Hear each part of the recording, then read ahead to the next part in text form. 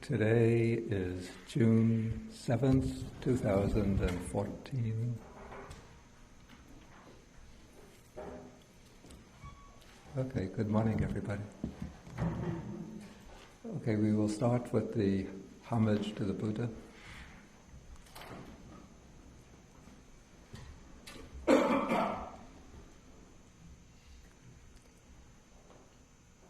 Namo tassa bhagavato arahato samma sambuddhassa. Namo tassa bhagavato arahato samma sambuddhassa. Namo tassa bhagavato arahato samma sambuddhassa. Okay, so today we are continuing with the sutta that we started last week. This is sutta number 115 in the middle length discourses. It's called in Pali the Bahu Dhatuka Sutta, which means the discourse on many kinds of elements.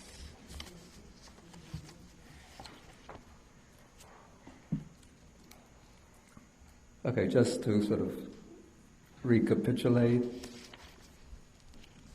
the Buddha begins the discourse by highlighting the difference between the foolish person who is the cause of much trouble and misery for himself and others, and the wise person who never causes trouble or difficulties for himself or others. Then he urges the monks to be wise people, to be inquirers. Then Ananda asks him, how can a monk be called a wise man and an inquirer? Then the Buddha says that he should be skilled in the elements, skilled in the bases, skilled in dependent origination, and skilled in what is possible and what is impossible. So these are like the main headings of the discourse, the main topics that he'll cover. And now the Buddha, since the Buddha mentioned the elements first, he explains different types of elements, different groups of elements. So in section 4, he starts off with the 18 elements. Those are the 6 sense-based, 6 sense objects, 6 sense faculties, and 6 types of consciousness. And then he goes into another set of elements. These are the 6 elements, the 5 material elements: earth, water, fire, air, space, and consciousness. And then he goes into the third category of elements are the 6 types, which are actually 6 elements, which are actually 5 elements or types of feelings: pleasure, joy, pain, sorrow, equanimity, and ignorance. That is what we covered last week.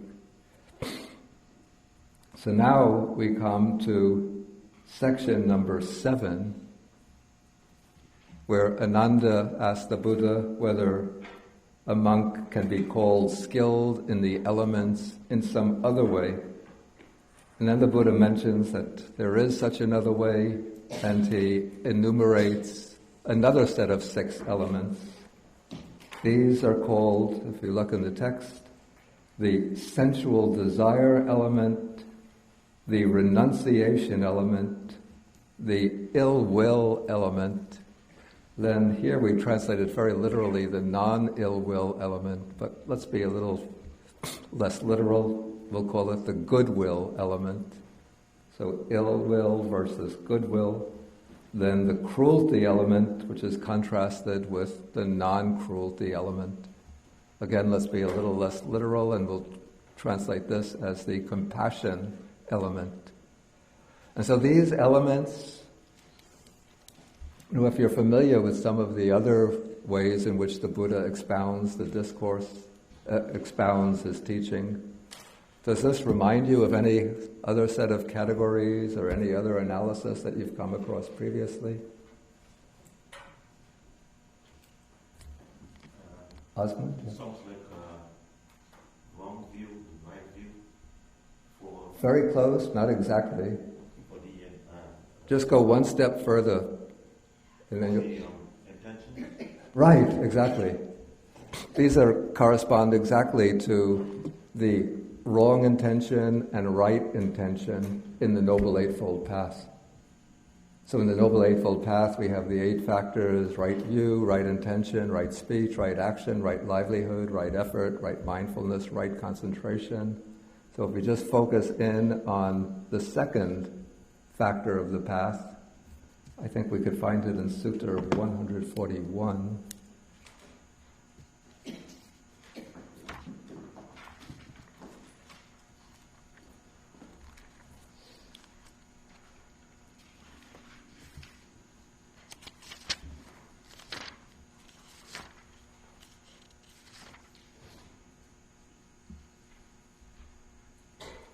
Well, in 141, it's actually done expounding only the right intention, but we find it on page 1100. Here we have right intention, the intention of renunciation, intention of non-ill will or goodwill, intention of non-cruelty or compassion. And we also find it, I think, this contrast in the sutta that we'll be taking next week.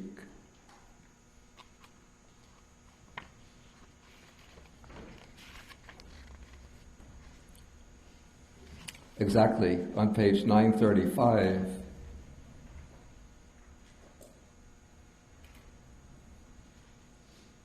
In section 11 we have what is wrong intention, the intention of sensual desire, the intention of ill will, and the intention of cruelty. That is wrong intention.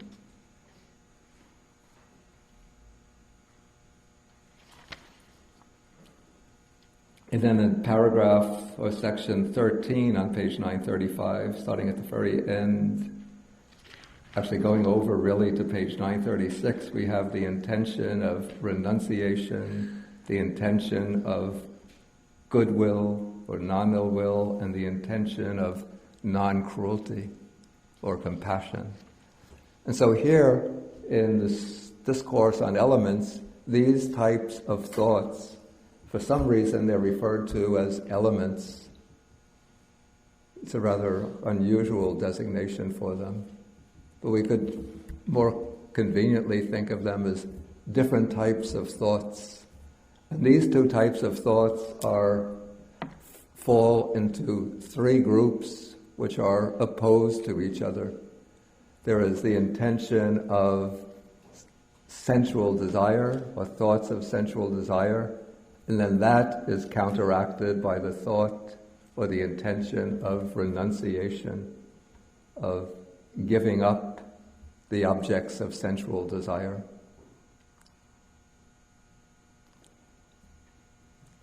Then there is the thoughts of ill will, anger, resentment, hatred, antagonism, and so forth. And those are overcome by the intention of goodwill, which becomes most manifest in the development of what's called metta, or maitri, loving kindness, the wish for the welfare and happiness of others. And then there is the intention of cruelty, which is expressed in the wish to inflict harm and suffering on others. And then that's overcome by the intention of non-cruelty or compassion, the feeling of empathy for those who are afflicted with suffering and manifesting in the wish to relieve the pain, misery, and suffering of others.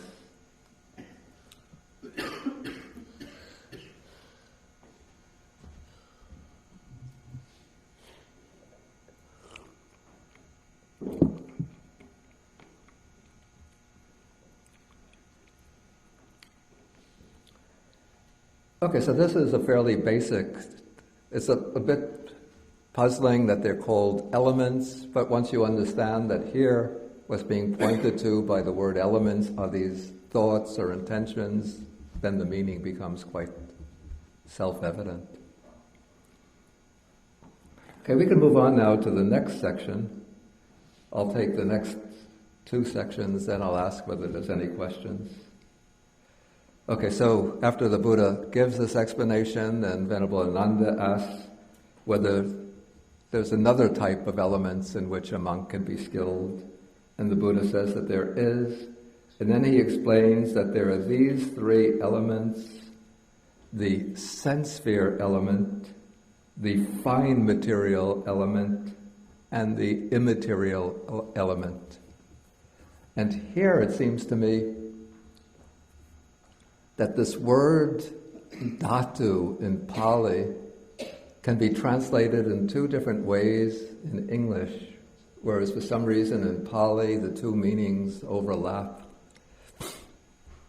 So far we've been translating this word dhatu as element, but in this context, in this passage, it seems dhatu is best rendered as realm, R-E-A-L-M. So these are the three realms of existence.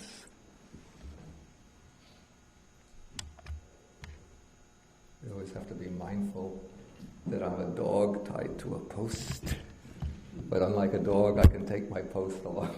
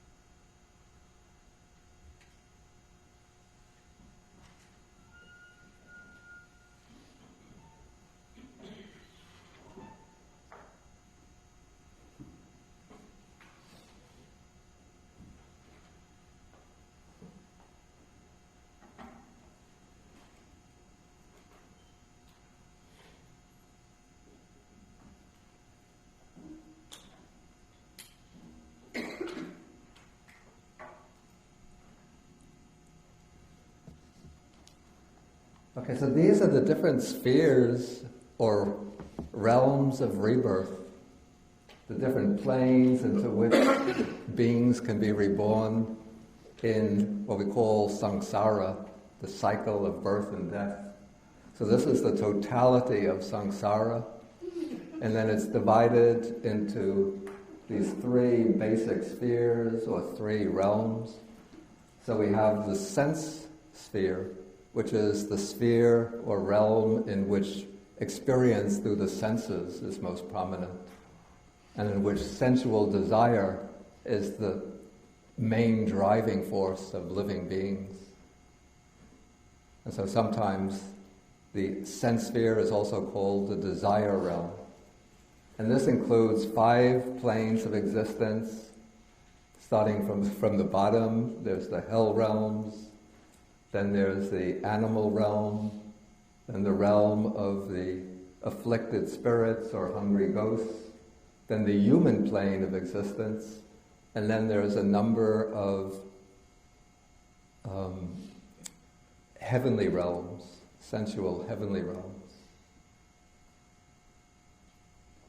And then there is above the sense, you see, in the sense or form, in the sense sphere, sensual desire is the driving force. But if a human being develops the mind to the deep levels of samadhi, concentration, what they call the meditative absorptions, then the mind, even in the human world, goes beyond the grip, the force of sensual desire, and experiences certain very elevated planes of experience in which the mind is unified, concentrated, filled with bliss, joy, peace, tranquility. And now those states of consciousness generate a particular powerful karmic force. And so when death comes, the karmic power of developing those states of consciousness as a human being, that karmic power will propel consciousness beyond the sense sphere to one of the planes in the form sphere or the fine material sphere, so that the being, the person, will be reborn in one of these very elevated realms in which they still have a physical body, but it's a very subtle kind of body, and they don't experience the grosser types of sense experience. But they'll still have some consciousness of forms and sounds, and they'll spend most of their time in meditative absorption. So these are really like, we call them divine planes of existence. And there are approximately, actually I think it's probably closer to 15, I didn't do an exact count. But there are a number of planes within this realm of existence which are graded according to the level of samadhi, the level of concentration.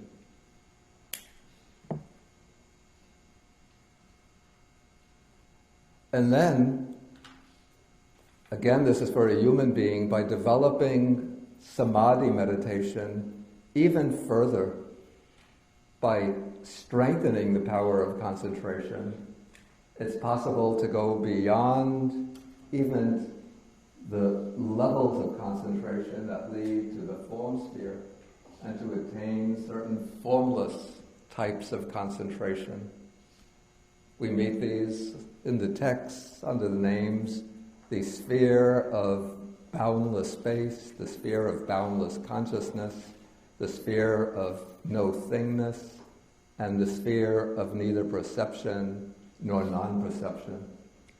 So one who attains these states as a human being, these meditative absorptions, by the power of that samadhi, assuming that they are able to maintain these states of concentration through the rest of their life, that power of concentration generates a karma that propels the consciousness at death to rebirth in the formless sphere.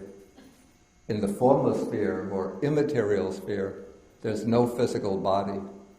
The being is just pure consciousness, so to speak. Consciousness together with mental functions. Again, don't ask me what it's like in the question section. Whether they sell ice cream there, I doubt it. So if you like, is it Baskin Robbins that has 31 flavors? You have to get back into the sense sphere. And if you want to go to nirvana also, you should avoid the formless sphere. Because in the formless sphere, you don't have the ability to cultivate wisdom to the highest level. because it's so peaceful, so tranquil, that one just remains in the state of utter tranquility and can't develop insight or wisdom. And now what's important to understand is that all three of these spheres, as I said, they belong to samsara. This is not liberation, not nirvana, not complete release. And so the ideal, the ultimate goal for the Buddha's teaching is to break out from the three realms of existence, to reach that completely transcendent state.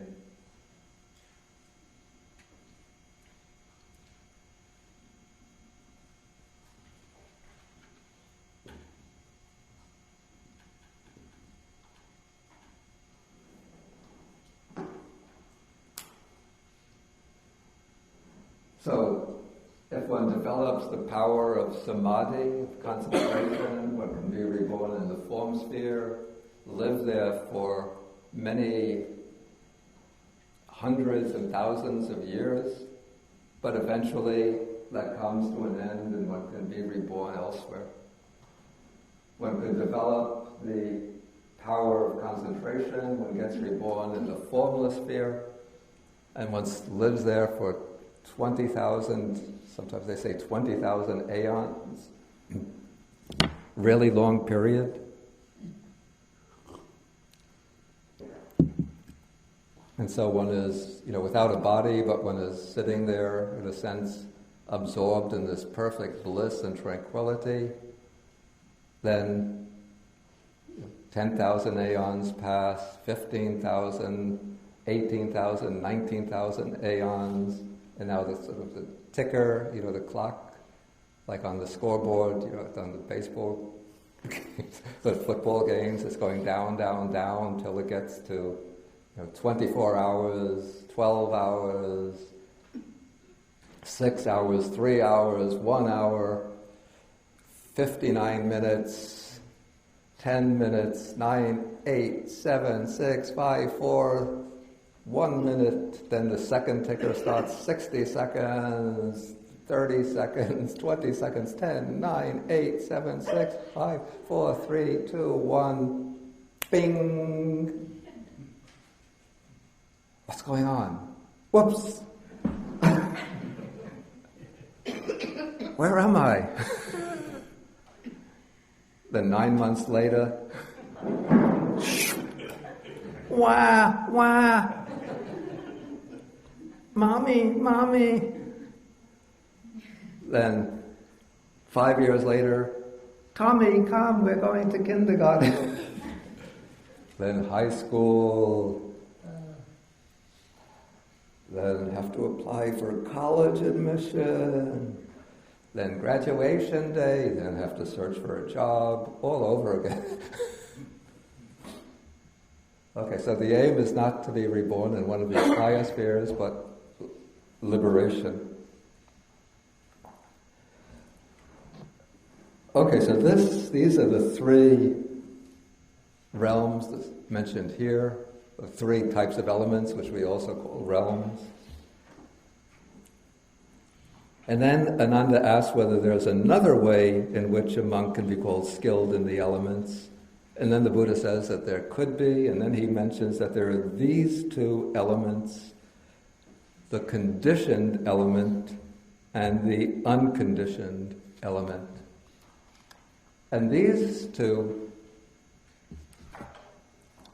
can be understood in terms of this diagram that I've put on the board right here. So everything that comes within the three realms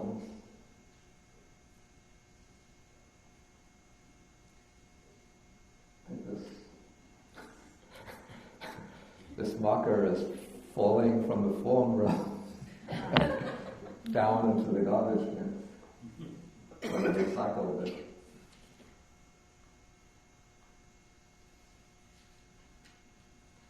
So all of these belong to the conditioned element. And what is meant by conditioned Conditioned is anything that arises from causes and conditions. So according to the Buddha's teaching, everything within our ordinary experience arises from causes and conditions.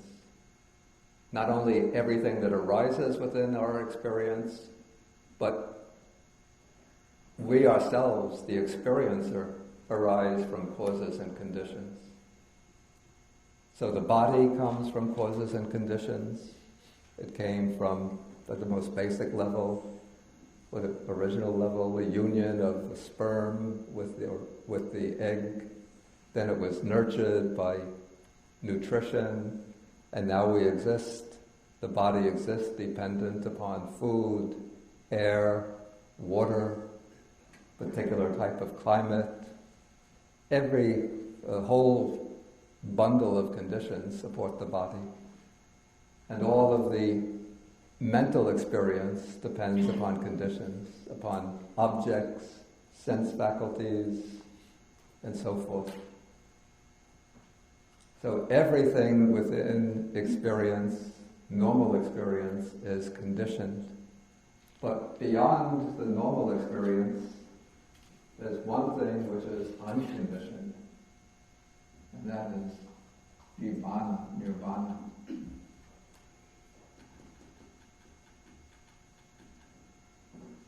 This is a dimension, a reality, a sphere, you can use various other words, which does not arise through causes and conditions.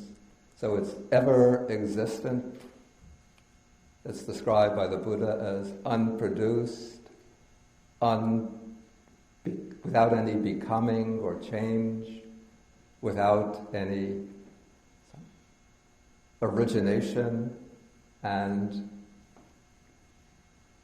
without any perishing or passing away. So it's called also the deathless.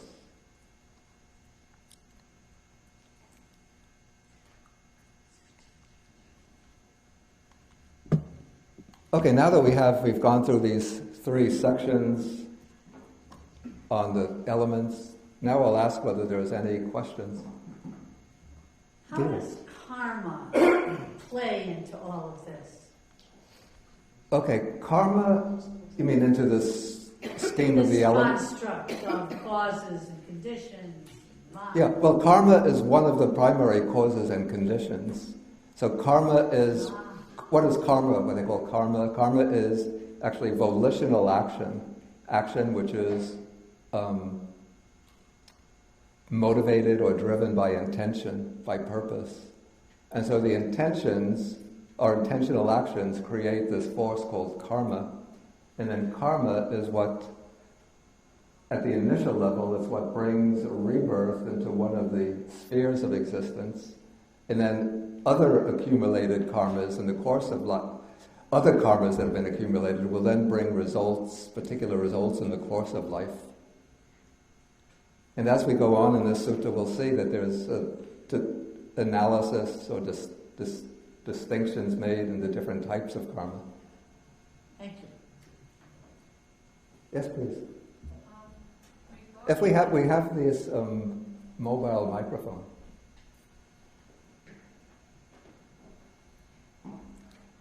Regarding the formless sphere, those are the three stages or realms you're referring to. Yeah. How do you get, when you're down in the formless sphere, because you're deep in meditation, you're really just consciousness, how do you get from there to nirvana? And you mentioned that you could be reborn again. Yeah. But how do you get to nirvana? In the formless sphere, unless one has already reached the first stage of awakening, of enlightenment, the stage of stream entry or higher, in the formless sphere, one can't go directly to nirvana. Can't. They can't? Can't. Because in the formless sphere, one doesn't have a body, and in order to acquire the right understanding of the Dharma, one has to learn it, one has to hear it. So in reality, the only form would be the sense sphere that can go up to nirvana, because even the formless sphere. I believe in the form sphere, the beings in the form sphere can go to nirvana because they have physical bodies. And I mean, this is said in the text.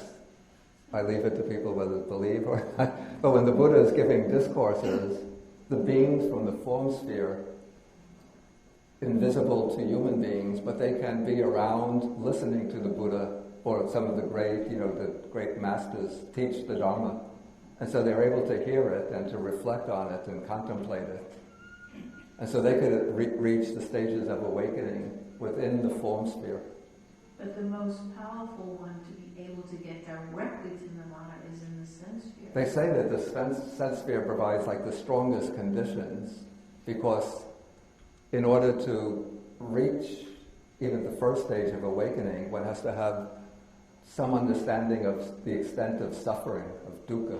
And it's in the human realm that we have the balance of suffering and happiness. We can see how they alternate, and we get a clearer perception of impermanence. So that's possible within the human realm. What about the animal realm? No. The three lower realms, it's not possible because the extent of misery in those realms is too heavy. So they're not able to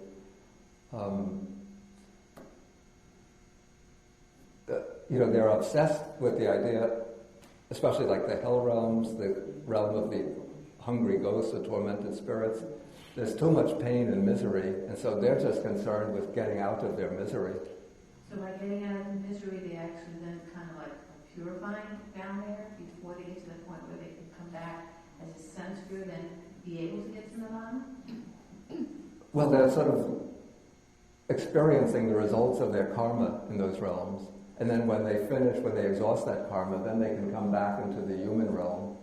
And then within the human realm, if they have good supporting conditions, then they can meet the teaching and then make some progress on the way to Nibbana.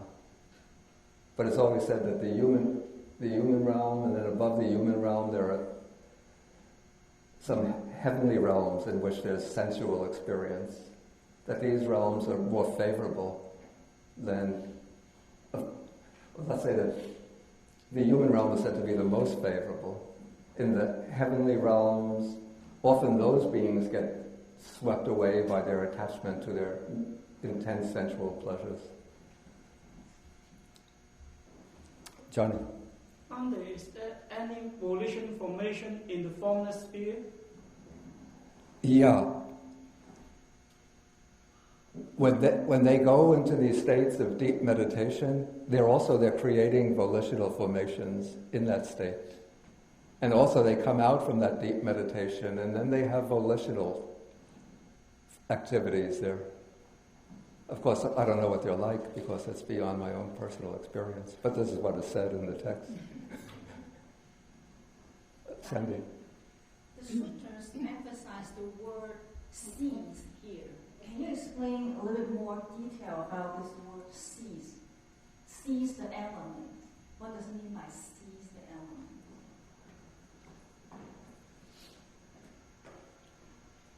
Knows and sees. This is a mental understanding. Doesn't mean visually seeing, but it means sort of seeing with the eye of wisdom or understanding them. And I don't think it means that every practitioner has to be able to have a direct, supernormal,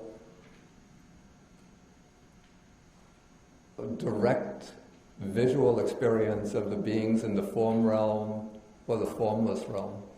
But I think it just means to understand them more than intellectually, but to understand them with the eye of wisdom. That's the way I would understand it.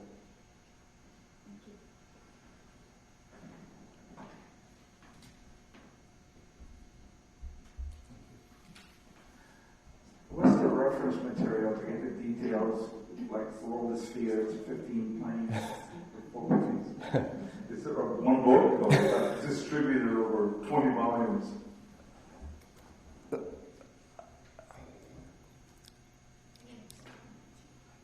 In the suttas, I don't think that they're collected into one sutta, but it's sort of, mentioned here or there, distributed over the four Nikayas. There is a book, it's in the Abhidharma Pitaka, which sort of collects all of this together. It's the book of the Abhidharma Pitaka. The Pali name is Vibhanga, but it's translated under the title The Book of Analysis. And it's published by the Pali Text Society. And it's the last chapter of that book. I think it's chapter 16. It's called The Heart of the Doctrine, The Heart of the Dharma. That is it goes into a lot of detail using Abhidharma classifications, but it brings together all of this. And then I think also you find it in the comprehensive manual of Abhidharma, which I had put together, and then we've been using that book for our Abhidharma seminar. A comprehensive manual of Abhidharma in chapter 5. And it has everything in a diagram. You get it all in it's a 2-page diagram. Okay, let's go on because I want to finish the sutta today. Okay, now Ananda has finished asking about elements, so now he asks whether a monk can be called skilled in the bases. Here the term for bases is ayatana. Can I erase it?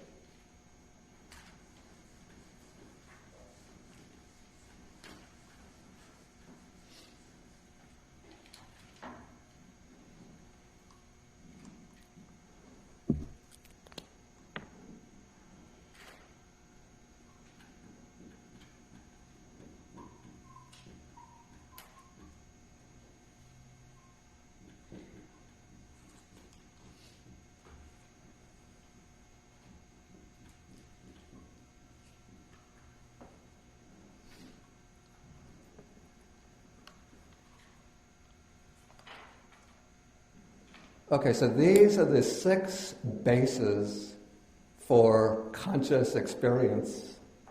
And we have 6 internal bases, which are the 6 faculties, 6 sense faculties: eye, ear, nose, tongue, body, and the mind faculty.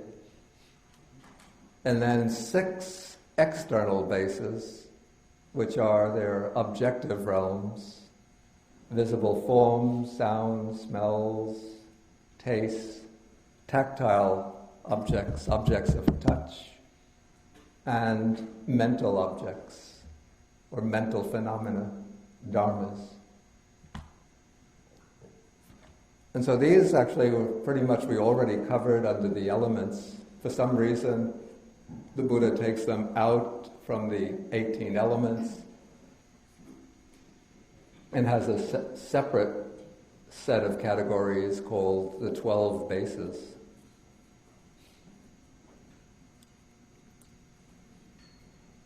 Okay, then we'll move on to the next set.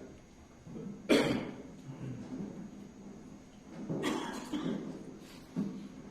next set, or the next topic, because the Buddha said that the monk should be skilled in dependent origination. So now Ananda asks, how can a monk be called skilled in dependent origination? And this is a very key doctrine in the Buddhist teaching. This is called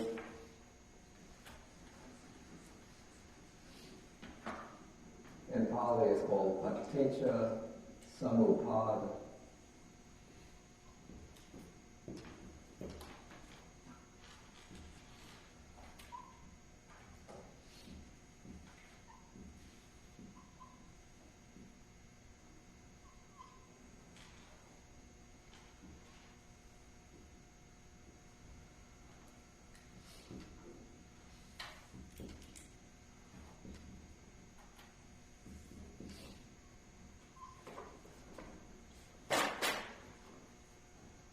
So the word paticca means dependent upon, and samuppada means origination.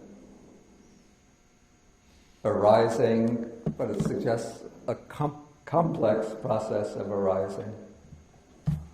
And so it's in some of the suttas we see that the Buddha describes this as the particular object of his realization on the night of his enlightenment. It was the discovery of dependent origination that brought his enlightenment, his awakening. And dependent origination is both a kind of abstract principle, and then there's a way of exemplifying, a common exemplification of that principle. We find here in the sutta, we see the abstract principle. The Buddha first states the abstract principle. He says, a bhikkhu knows thus, when this exists, that comes to be. With the arising of this, that arises.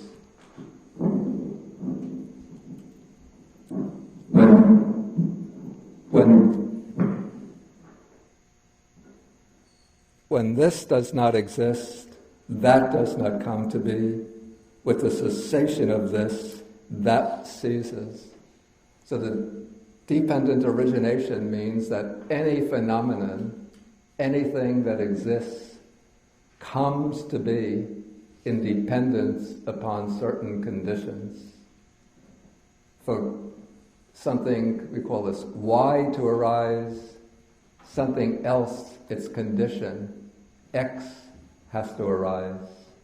If Y depends upon X, and X hasn't arisen, Y can't arise. It's only when X has arisen that Y can arise. And when X ceases, if Y depends upon X, when X ceases, Y ceases. And so that is the abstract principle. But the Buddha wasn't, he wasn't an abstract philosopher interested in just, finding general principles. But his teaching was intended to solve the problem of birth and death, to gain liberation from the cycle of birth and death. So when he was investigating in the course of his enlightenment, he went back and inquired, why is there old age, suffering, and death? And then when he inquired, he saw that old age and death depends on birth. So if one isn't born, then there's no growing old, falling sick, and dying. Then he inquired, why is there birth? What is the condition for birth? The condition for birth, it's called in the text bhava, here translated being or existence. And what this means is that in the previous life there was some propensity for taking a new existence. That there was a kind of force built up, this would be the force of karmic accumulations built up, that was directing consciousness towards a new birth in one of the three realms of existence. Then he inquired, why is there this propensity for new existence? I think I know the source of the problem. I was getting the mic part caught under the... No battery.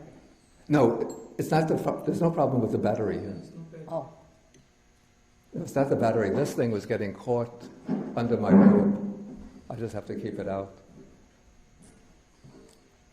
Okay, so why is there this propensity for new existence? Why is the stream of consciousness moving towards a new birth in one of the realms of existence? It's because of clinging, especially clinging to the notions of I and mine. Then why is there this clinging? He traces it back because of craving. Why is there craving? Because of feeling. Why is there feeling? Because of contact through the senses. Why is there contact through the senses? Because there are the 6 sense bases. Why are there the 6 sense bases? Because this complex of body and mind, or body and mental factors, has come into existence. Why? What does this complex of body and mental factors depend on? It all depends on consciousness coming into a new existence. Because consciousness is the kind of, call it the channel that maintains continuity from life to life.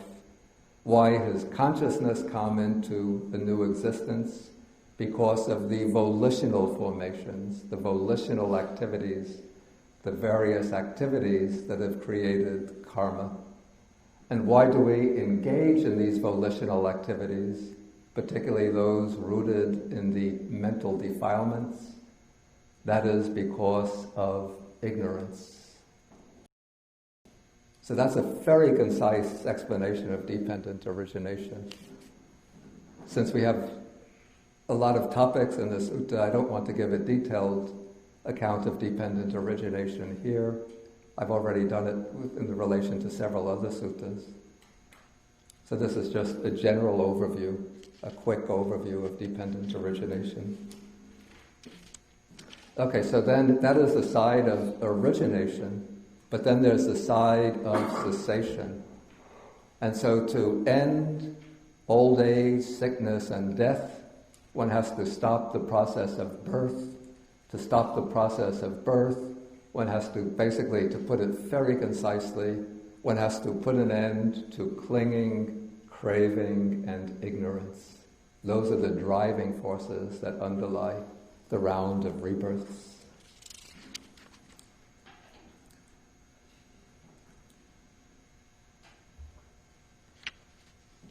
I'm not sure whether I should ask for questions about dependent origination here, because as I said, I'm just treating it very concisely. Look. I do have just the word. What is the relationship between the word nidana? Nidana. Is it the same word? Nidana is sometimes used for each of the factors of dependent origination. So, say, birth is a nidana, existence is a nidana, clinging is a nidana, craving is a nidana. Each of those is a nidana. You can say a cause. But sometimes nidana is used in a general sense for the whole process of dependent origination.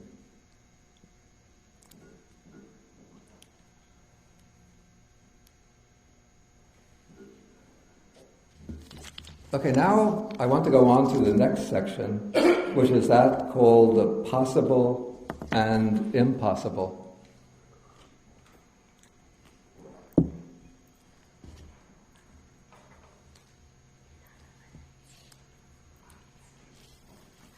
Okay, and now the Buddha is going to develop this topic by explaining certain things that are possible, certain things that are impossible, in contrasting pairs.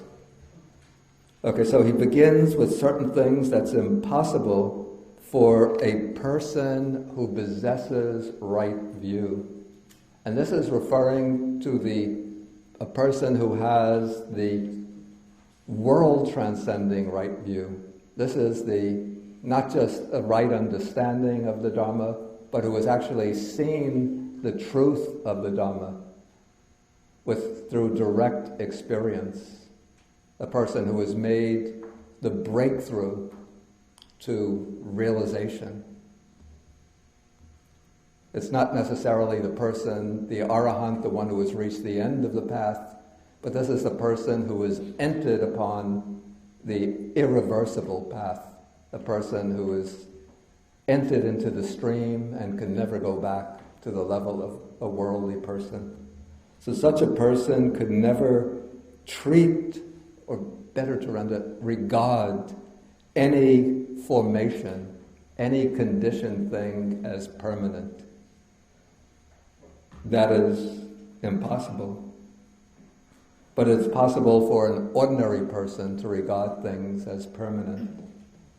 Again, it's impossible for a person who has right view to regard any conditioned phenomena as sukha here, as pleasurable. This has to be understood in a special sense. Like a person with right view, even in Arahant, could regard ice cream, for example, as pleasurable. And he'll regard like these Ayurvedic medical preparations, we call them decoctions, as unpleasant, they're bitter. Or even bitter gourd, a popular dish in South Asia, he'll regard it as bitter. It doesn't mean that the person loses their experience of pleasure and pain as sensations, but what's meant that he doesn't regard any conditioned phenomena as being a basis for some kind of secure, everlasting happiness. So he doesn't rely on conditioned phenomena.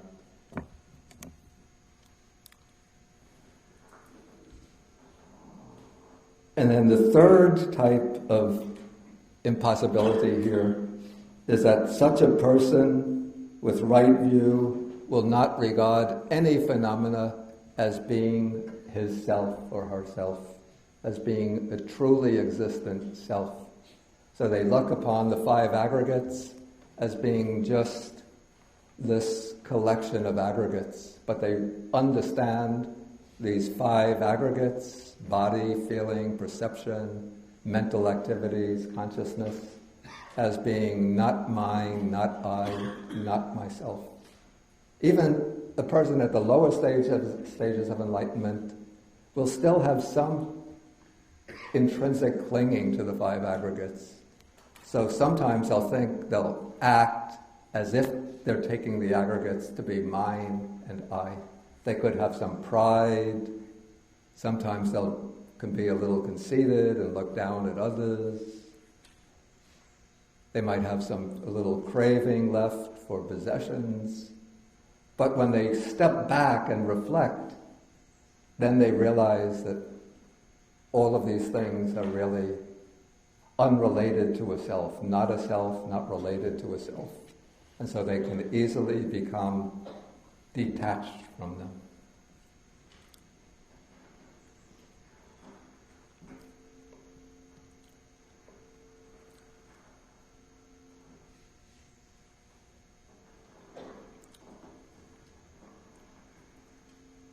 Okay, then we come to the next set of 6 things which are said to be impossible for a person with right view, who has this world-transcending, or this liberating right view. It's impossible that such a person could deprive his mother of life and his father of life. But it said it's possible for an ordinary person, one who doesn't have this level of enlightenment, to take the life of his mother or father.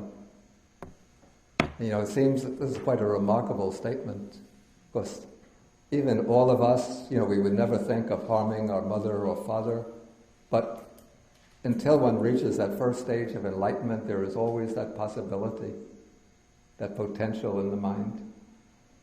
And sometimes you read in the newspaper somebody who has been brought up apparently in a harmonious and happy family, but he just gets sort of misdirected at some point, and he kills his parents. Or maybe there's some built-up bitterness from childhood which just explodes. But this is impossible for a person with right view. And it's impossible, continuing, for a person with this right view to take the life of an arahant. And then it's impossible for a person of this right view to maliciously injure the Buddha, causing him to shed blood. I think this was said because Devadatta, who was the Buddha's cousin and very envious of the Buddha, and he wanted to kill the Buddha and to take over the leadership of the Sangha. And so one day, when the Buddha was outside doing walking meditation outside a cave, Devadatta went up to the top of the hill and he pushed a boulder so that it came rolling down the hill towards the Buddha. His intention was to kill the Buddha, that the boulder would hit the Buddha, knock the Buddha off the hill and kill him. But the boulder sort of got deflected off another rock and went in a different direction. But when it hit the other rock, then a splint of stone got knocked off the boulder and hit the Buddha in the leg and caused him to bleed. And so Devadatta committed that terrible deed. Okay, so that's the fourth one. The fifth one is that it's impossible for a person of right view to maliciously cause a schism in the Sangha. That is, when the Sangha or community is in harmony, if somebody plots and schemes with bad intentions to create a division in the order, the monastic order, that becomes a terrible, heavy karma. And then it's the sixth one in the set is that it's impossible for a person with this right view to acknowledge somebody else apart from the Buddha as his spiritual teacher or master. I mean, this doesn't mean that somebody with right view, of course, maybe he'll be a disciple of this Achan, this Soyador, this Bhante, but that doesn't contradict this statement. What is meant is that somebody who has this direct experiential right view of the Dhamma won't look to anybody else as the supreme spiritual teacher, anybody else but the Buddha, because he knows that the Buddha is the one who has seen the ultimate truth. And so he will regard the Buddha as his supreme guide on the path to enlightenment.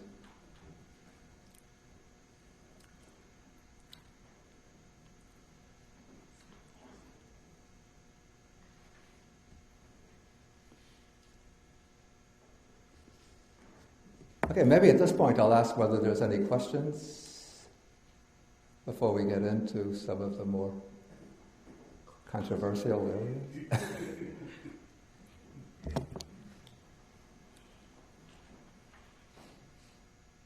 So you go on then. Okay.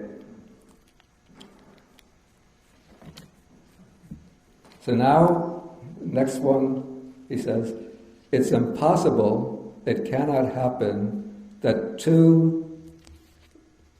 let's just leave the terminology here, we'll say two fully enlightened Buddhas can arise at the same time in one world system, or in one world. And what this means is that when the Buddha arises, then appears in the world, then he gives his teaching to the world, and then the teaching will last a certain number of years. In the case of Gautama Buddha, they say his teaching is supposed to last 5,000 years. So that is the lifespan of the Dharma. Now within this period, it said, it's impossible for another Buddha to arise that is a fully enlightened Buddha, one who has fully mastered the Dharma and could teach it in its completeness. It doesn't mean that it's impossible for other beings or people to achieve enlightenment during the time of the Buddha's teaching. I mean, the purpose of the Buddha's teaching is to enlighten people, but they become enlightened through the teaching, the guidance, the teaching, the guidance, the instructions of the Buddha, Gautama Buddha, Shakyamuni Buddha. But if at the time the Buddha is alive, the Buddha's teaching is still alive, still passed down, another Buddha to arise, then it would be a confusing situation for people. This Buddha is teaching here, that Buddha is teaching there. And so it's said that one Buddha's teaching prevails at a particular period, and only when that Buddha's teaching decays, vanishes, disappears, can another Buddha appear. Because the special function of a Buddha is to discover the Dharma of enlightenment at a time when it's lost, when it's not known in the world.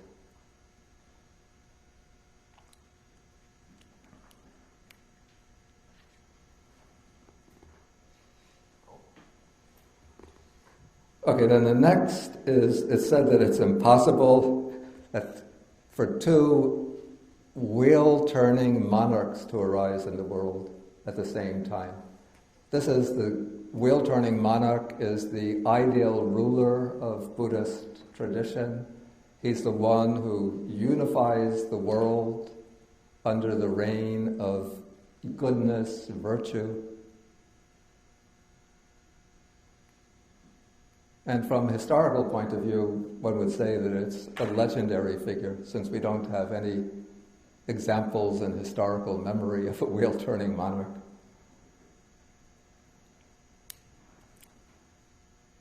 Okay, let us continue. First, I'll take this whole paragraph, then we'll open it up for discussion. And first I'll explain my point of view in this paragraph. Okay, he understands, and please lock the doors, don't let anybody get out until I give my explanation. Okay, he understands it is impossible, it cannot happen, that a woman could be, we'll use simpler terminology, could be a perfectly enlightened Buddha. There is no such possibility. But it is possible that a man could be a perfectly enlightened Buddha. That's a possibility. Again, he understands it's impossible that a woman could become a wheel-turning monarch, that a woman could occupy the position of Sakka. Sakka is the king of the heavenly god, of the gods of the sense sphere heaven.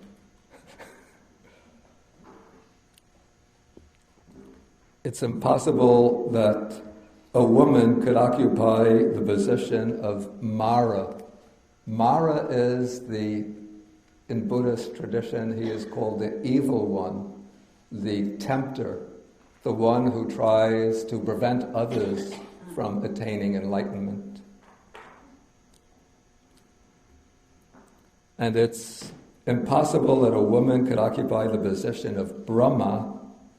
Brahma here probably is referring to Mahabrahma, who is the king of the deities in one of the higher celestial realms. Okay, but it's possible that a man could occupy the position of Sakka, Mara, and Brahma. Okay, so this is the passage, and now let me explain my understanding. First, qualifications and understanding. If you look at this, one could take it, this is an example of ancient Indian misogyny, or putting women into lower positions. But first of all, one has to say that the Buddha held that women could achieve the state of enlightenment as liberated ones. So in that sense, the Buddha is not saying that women don't have the capacity for enlightenment. He said that women could achieve all four of the stages of enlightenment up to the stage of the fully liberated one, the one who's fully awakened, fully enlightened, in Arahant. So in that sense, the Buddha's teaching is quite, call it revolutionary, or at least it's free from complete discrimination in that respect. And now, if we notice here, if we look at these positions, we see that there's the perfectly enlightened Buddha, the Sammasambuddha, the monarch, the universal monarch, the king of the lower gods, Mara, the chief of all of the evil ones, the chief of the forces of evil. Then there's Brahma, the chief of the higher gods. Okay, Brahma, what is it that unifies all of these people or these beings or positions? The unifying factor. It's as if they were all human positions, like a king. That's true also. That wasn't quite what I had in mind. Something else. Consciousness? Of course, they all have consciousness. Maybe I'm not stating the question clearly. What is it that unifies them and distinguishes them from others who might be in their same group? Exactly, that's exactly the word. Those are the authorities. And now we have to remember that the Buddha is teaching in ancient India. In ancient India, not only ancient India, but probably in India right up to the present. I have to say this with a little regret, but it's always the man who's in the position of authority. You know, it struck me, I don't know the Indian history in its totality, but I don't know of any eminent queens that have appeared in the history of India. We look at British history. You know, in Britain also, in traditional British society, the man would be a position of authority. But we have in, well, they call it the Elizabethan era, because who was the chief then? Queen Elizabeth was Queen Elizabeth I. She was the world, if anybody came close to being the world ruler, the world wheel-turning monarch, it was Queen Elizabeth, who had, you know, the territories, the Americas, all over the world. Well, maybe not quite at that time. But then later we have, in the 19th century, we named that era after her, the Victorian period, Queen Victoria. She also was like a world ruler at that time. And then even in China, always the man is the position of authority, but there have been some famous Chinese empresses. But Indian history, to my knowledge, I don't think there have been any eminent Indian queens who have ruled over the states of India.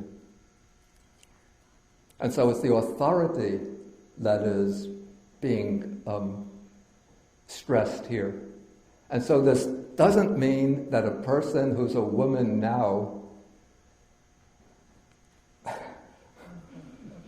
let us say, from the perspective of the text, it doesn't mean that a person who's a woman now can't become a Buddha in the future.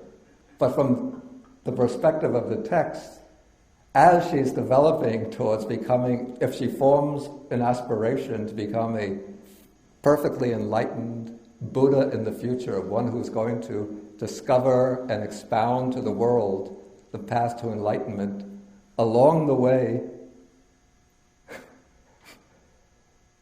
she'll have to take rebirth as a male. But this is some thought that I have, again, my personal opinion, that something that, what is your name? Yeah. Nelia indicated when she said that they all are human, that the Buddha's texts are always depicting these situations, even in cosmic aeons, in the past and the future, modeling them after the situation of India in the time of the Buddha. And so it's said that whenever a Buddha arises, he's always coming from either the Kshatriya class or the Brahmin class. Like in other world systems, there are going to be the 4 classes of Indian society. And it strikes me a little bit strange. I've read something by some biologists who say that if somehow cosmic time were to be reversed and we were to go back to like the initial life forms that appeared on this earth, even if conditions were to be just slightly different, the evolution of life would have taken completely different forms than it has now. So I just wonder how it's possible in other world systems for there to be beings depicted as human beings with necessarily of two sexes, male and female. Maybe there's possibilities in other world systems for there to be three sexes, so that for reproduction to take place, three of them have to get together rather than two. I think the reason why two sexes appeared was to vary the genetic combinations so that there could be greater diversity of life. But if two sexes have given rise to so much diversity, you can imagine what will happen if three are necessary, four are necessary. And maybe it's possible in other life forms for beings to be reborn as hermaphrodites capable of reproduction. You know, in the human world there are people who are born as hermaphrodites, but I guess they're not capable of reproduction. But possibly in other world systems there could be hermaphrodites that can reproduce with enough genetic variety to give great diversity. So when statements like this are made, you know, I just don't know how to interpret, or the way I interpret them is that everything is sort of expounded through the perspective of the situation in India in the Buddha's time, in which the male is the authority. And so in this passage, we see the male as the authority, not only in the sphere of enlightenment with the Buddha, but also in the sphere of evil. You know, so you women can say, well, maybe we can't become a fully enlightened Buddha, but we don't become Mara. But in fact, you can become Mara also. That, you know, if your karmic actions lead you in that direction, then you can become Mara. It's just that from the perspective of the text, before you get to be Mara, you become a male. Does this make sense? No.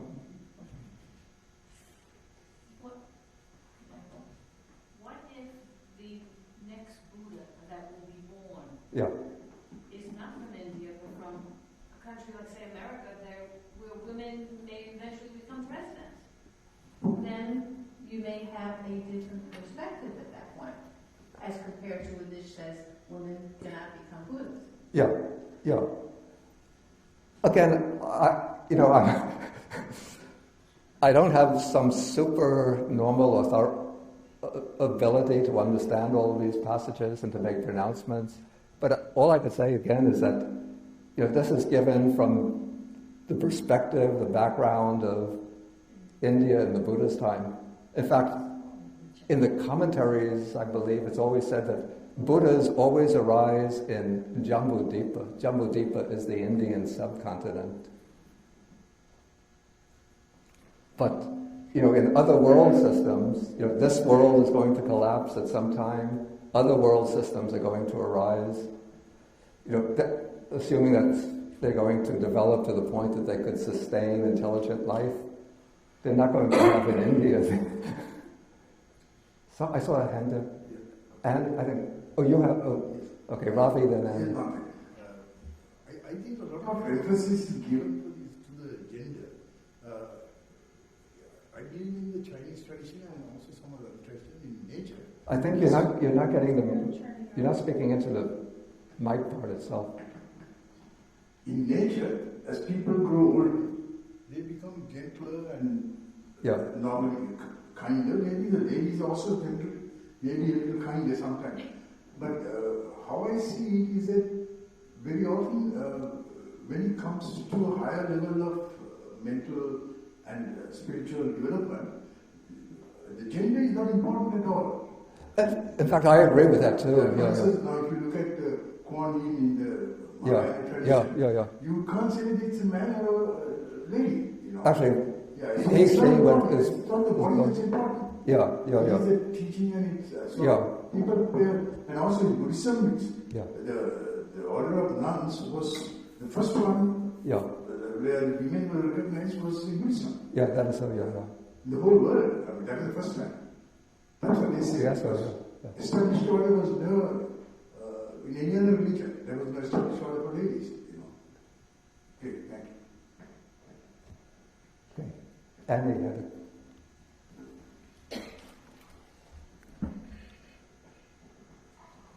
You're right. I have a very interesting question. Thank you.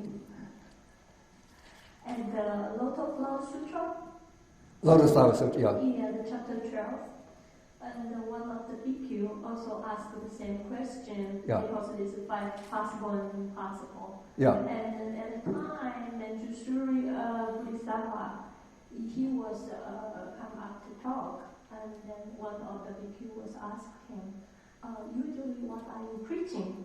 And Manjusri Bodhisattva said that I'm preaching Lotus Flower Sutra. And he said, oh, this is a powerful sutra what the Buddha taught. Does anyone achieve enlightenment and attain the Buddhahood by this sutra? He said, yes. One of the girl, she was a dragon's daughter, yeah. and she studied this sutra, and then he attained Buddhahood. Yeah. And right now, the Sariputra Yeah. is a powerful Yeah. bhikkhu, is the other bhikkhu. They said, that's impossible in this under this five Yeah. condition, right? The woman never attained Buddhahood. So now Manjusri was invited this dragon girl to show up. Yeah.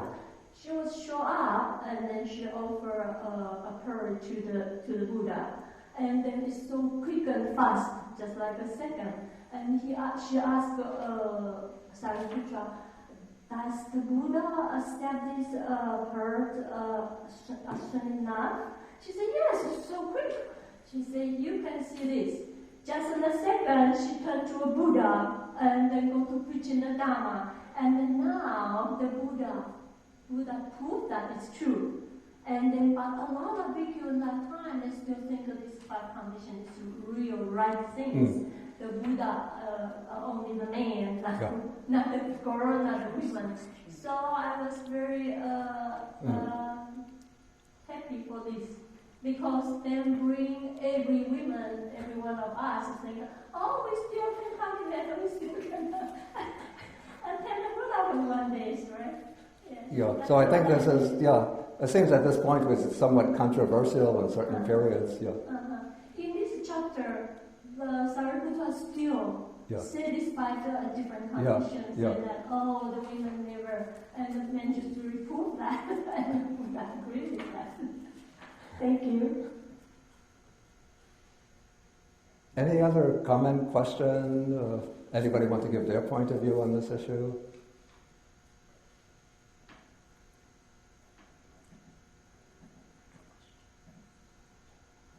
Okay, so I think, please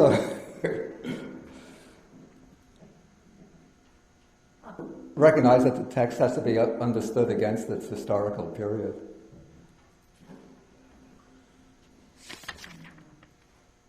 Okay, the rest of the sutta deals with the working of karma, and it can be gone through rather quickly because the time is running low. Okay, so the Buddha says it's impossible, it cannot happen that a agreeable result, some desirable result, some kind of happiness, can arise from bodily misconduct, verbal misconduct, mental misconduct. In other words, bodily, verbal, mental misconduct, that is what we call bad karma, unwholesome action, whether body, speech, or thought. And so those types of misconduct, they create karma, and when that karma ripens, it's going to bring some type of unpleasant experience, something undesirable. Unhappiness, suffering, pain, and so on.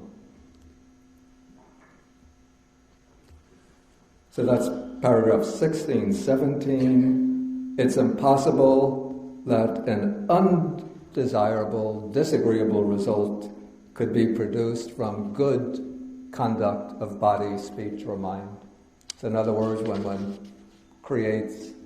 one acts in a wholesome way by body, speech, or mind, one creates good karma or wholesome karma, and when that karma gets the opportunity to ripen, it will bring results that are agreeable, desirable, good fortune, good inner qualities, happiness, well-being.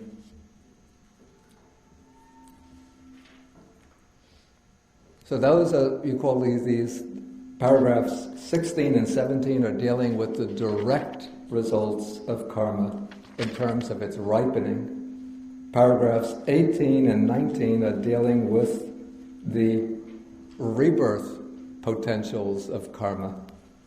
So he says it's impossible, it cannot happen that a person engaging in bodily, verbal, or mental misconduct, now this is the important phrase, could, on that account, for that reason, on the dissolution of the body after death, be reborn in a happy destination, even in the heavenly world. So you see, it's what he's saying is that the misconduct of body, speech, or mind,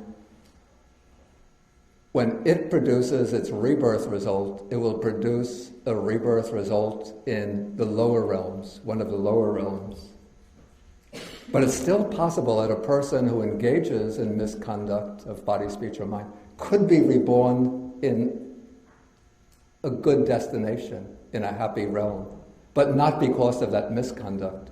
Because we've all done, a lot of good and bad deeds, and maybe we've done a number of bad deeds, but some very powerful, wholesome, good deeds. And so it could be the case that these powerful good deeds take on the role of producing rebirth. And so you can't look at say, when Bhikkhu Bodhi was a 12-year-old kid, he used to pick on little kids in the schoolyard, which was bad conduct. So how did he get reborn in the heavenly world? But I wasn't reborn in the heavenly world because I picked on little kids in the schoolyard when I was 12 years old. But no, I'm reborn in the heavenly world, and then one of the bigger deities beats me up. Then you ask, why is Deva Bodhi getting picked on by the big deities up there? Then somebody with a supervision looks into that and says, when he was 12 years old, he used to pick on this little kid in the schoolyard. So that's the result.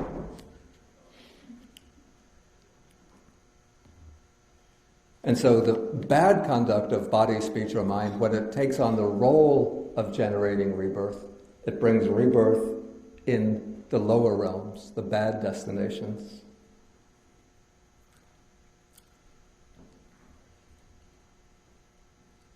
Okay, then the converse of that in paragraph 19, it cannot happen that a person engaging in good bodily conduct, good verbal conduct, good mental conduct, could, on that account, for that reason, after death, be reborn in one of the bad realms of rebirth.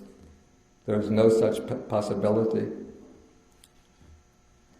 But it is possible that a person engaging in good bodily, verbal, mental conduct could, on that account, after death, be reborn in a happy destination in the heavenly worlds. Okay, so this doesn't mean that a person who is doing good deeds of body, speech, and mind can't be reborn in one of the lower realms.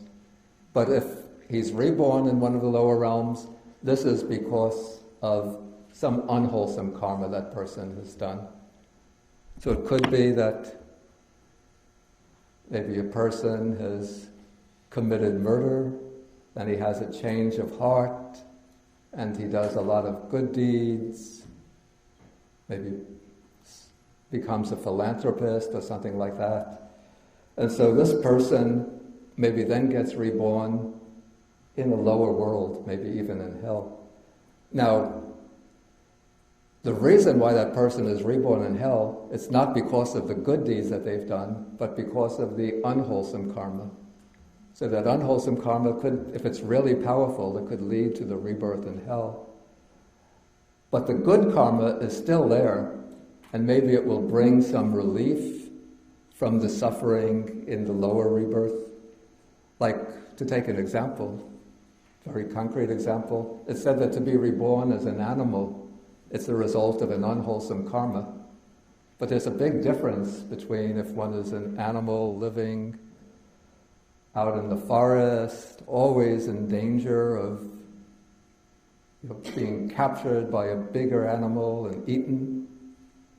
So those animals, they live in constant fear. It's always difficult to get food. And then one is reborn as a cat or a dog, which is adopted by a loving family, and you get a nice bed, no fear. Do they get 3 meals a day, or 2? Like a monk.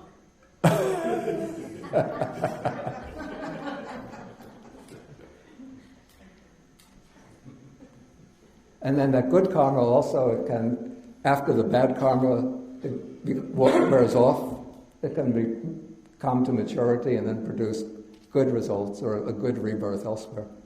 So it's very, very complicated, the workings of karma. But the principles are, we could clearly determine the principles that unwholesome behavior of body, speech, or mind leads to undesirable results. Good or virtuous behavior of body, speech, or mind leads to desirable results. Okay, I'll just give like 5 minutes to questions now, then we'll come back after the lunch period, and then we could have further discussion. Adina. I'm still troubled by why the Buddha even bothered to say that women could not. I mean, even though it was the times. And also, why did he even take the trouble to say that? Even, one could also raise the question. I mean, I'm not saying that I necessarily agree with this. I haven't looked into it, but one could say that this could have been an interpolation into the text, coming from a period when it could have been like some resentment amongst the monks that the women are admitted into the monastic order, or maybe just to bolster the sense of superiority of men. I mean, that's always the possibility. Let us take in the back. Take the floating microphone. I'm pretty loud. Yeah, but it's for the recorder. Okay. I think that our attachment to culture may be not appreciated until something like that is said. But I wouldn't put too much stake in it, because we're not talking about a physical contest where at that point in time, maybe in history, that was very much the driving force for that belief. We're talking about the enlightenment of the mind, where it's pretty obvious that man has no particular advantage over woman in any sense. As far, again, looking at it again from the historical point of view, which I brought up, as far as the capacity for enlightenment goes, there's no text that says that a male has a superior capacity for enlightenment. A male has how to put this grammatically? A male has a superior capacity for enlightenment over a female. In fact, there's a sutta, a little sutta. It comes in the Bhikkhuni Samyutta. These are the collected sayings with the nuns. There's a nun, she's meditating in seclusion. Then Mara comes to her and says, how could you make any pretext to be enlightened? You're a woman, not a man. And then the nun replies to Mara. She says, I know you, Mara. And then she uses a verse, something like, when the mind is well concentrated and insight is flowing smoothly, then there's no obstruction to enlightenment. One who thinks, I am a man, I am a woman, that is the work of delusion. For one who is awakened, there's no sense, I am a man, no sense, I am a woman. It kind of answers my question, because it was sounding to me, I'm here. Oh, I see. It was sounding to me as if the Pali Canon, or this chapter of the Pali Canon was arising out of conditions, because you kept saying, this is a product of the times. Yeah. And just earlier we were learning about the deathless and the things that are unconditioned. But it then started to sound to me like, oh, well, this arises out of conditions.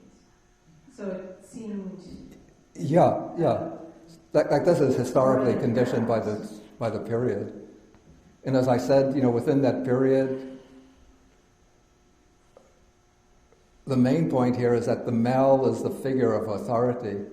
And it's not intended to be taking that prescriptively, that the man should be the figure of authority, but it's just taking that descriptively as the model of society. And then somehow it's, as I said, it's projecting that onto any other society that arises, as though that's the natural order of things. But in some societies it's turned out to be quite different. So this is arising out of conditions, is Yeah. what you're saying. Yeah. So this is not unconditioned. That is so, yeah. What she just said may be part of the answer to what I want to raise. All of the attributing to the nature of society at the time doesn't do it for me, because it seems to me that the Buddha knows better than what the conditions of the time are. One would expect that. But also I think he has to speak against the conditions of the time. Yeah. Okay, I think we'll have to break now for the lunch. It's one of the conditions of the time here that they serve lunch in the dining hall for the monastics at 11:30. Then we can come back, so you have a little time to chat in the dining hall and to walk down. Say we come back 12:20. Last week we started. What time did we start again last week? It was more like 12:30. Okay, 12:30 is better. So there could be a line there too. Okay, we'll make it 12:30. We'll have the discussion. 12:30 to 1. Okay, so thank you for your attention, and let us end with the sharing of the merit. Okay, so we share the merits with the devas, the Dharma protecting deities, the fair spirits, and all beings, wishing them to be well and happy, free from pain and suffering, and to protect the world, to protect the Dharma. Akasa ta chabuma ta deva naga mehedika punyantang anumoditva chirang rakantu sasanang. Akasa ta chabuma ta Deva naga mehedika punyantang anumoditva chirang rakantu desanang. Akasa ta chabuma ta Deva naga mehedika punyantang anumoditva chirang rakantu mang parang. Etavata hehi sampadang punya sampadang sabbe devanumodantu sabba sampati siddhya. Etavata hehi sampadang punya sampadang sabbe bhutanumodantu sabba sampati siddhya.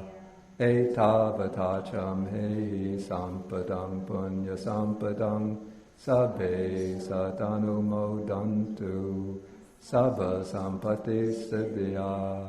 Bhavagupadaya vichihetato etantare satakayupapanna rupiya rupicha asanya sanyino dukkha pamuchantu pusantu nibhutim.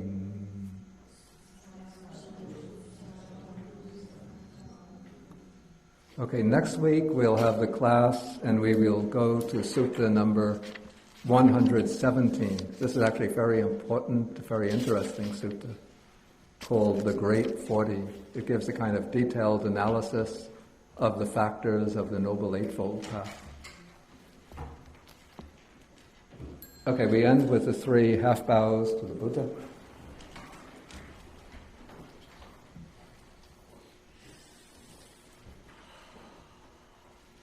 And when we're doing half bows to the Buddha, also be aware that to the Buddha's left there's an image of Guanyin Bodhisattva.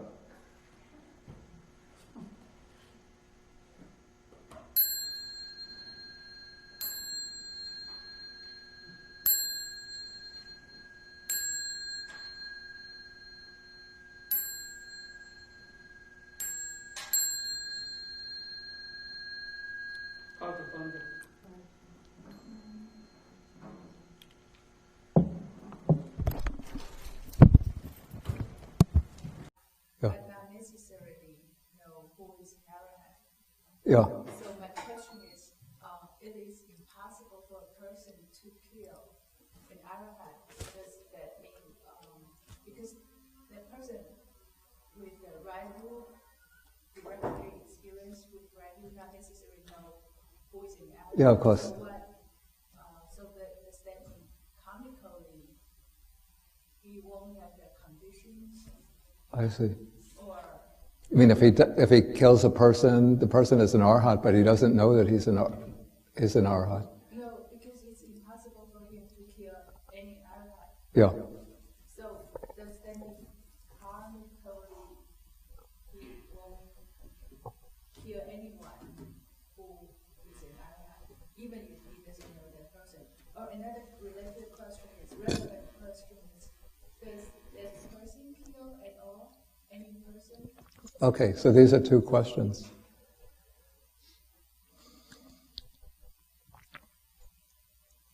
Okay, so the first question seems, is it possible for him to kill an arahant? Well, actually the broader question is, will he kill anybody at all intentionally?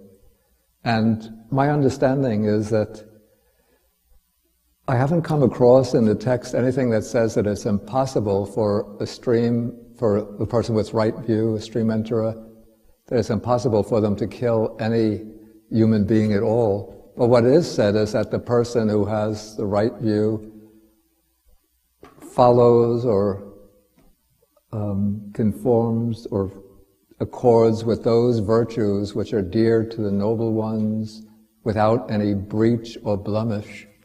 And so the virtues that are dear to the noble ones would probably be at least the 4 major precepts: not to take life, not to steal, not to commit sexual misconduct, not to speak falsely.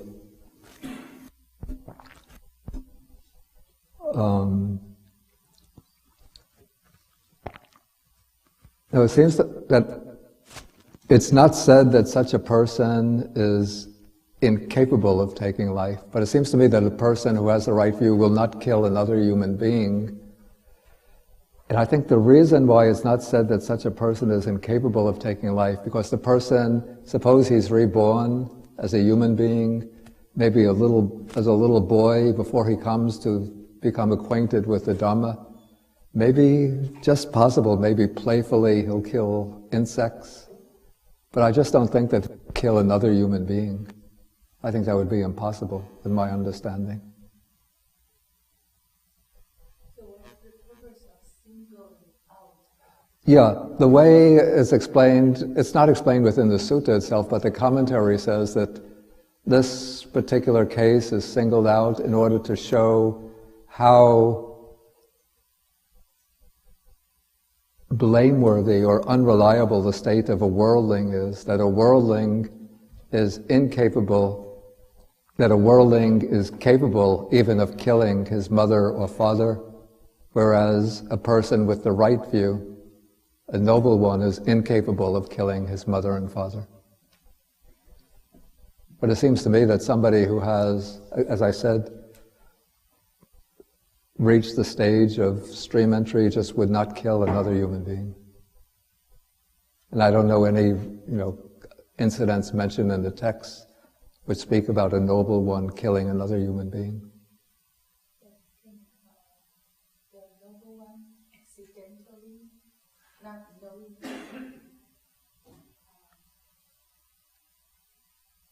Accidentally kill an arhat? I just don't know any passage in the text which speaks about that. But just my own personal assumption would be somehow that there would be something that would prevent him from doing that, even accidentally. But an arhat did kill an arhat. In the sutras, arhat commits suicide. Those are different. That's a different case. A couple of questions from the internet. Yeah. So it's from the working of the karma that prevents the person who has arrived to kill his parents. Yeah, I think he would be sort of protected from that. Just a person with right view, it just wouldn't happen. You know the case of Oedipus Rex. So at his birth, it's predicted that, by a prophet, that he's going to kill his father and marry his mother. And so his parents abandon him someplace like in the middle of a desert, thinking that he'll just die in that way. But then some travelers come through, they pick him up, they see the baby, they pick him up, they nurture him, they adopt him, bring him up. Then when he reaches maturity, later in life, while he's traveling someplace, he comes across a man on the road, and he gets into a quarrel with that man, kills him. It turns out that man is his father, though he doesn't know about it at the time. Then he travels further, he comes to another city, he meets a woman a bit older than himself, falls in love with her and marries, or maybe it's a marriage of convenience. Anyway, excuse me? The Sphinx comes into that or solves the riddle, and as a result, because the city is featuring suffering famine, he frees the city from the... Oh, that's right. Yeah. He gets the woman, the queen, and the queen, it turns out, is his mother. And so in that way he fulfilled the prophecy. But I don't think that would happen to a person, a stream enterer.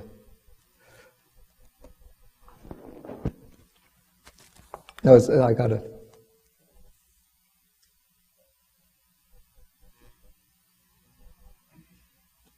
Okay, somebody says, if it's impossible to have two Buddhas in the same world system, why are there so many Buddhas that appear together in sutras like the Lotus Sutra, Avatangsaka Sutra, or Amitabha Sutra?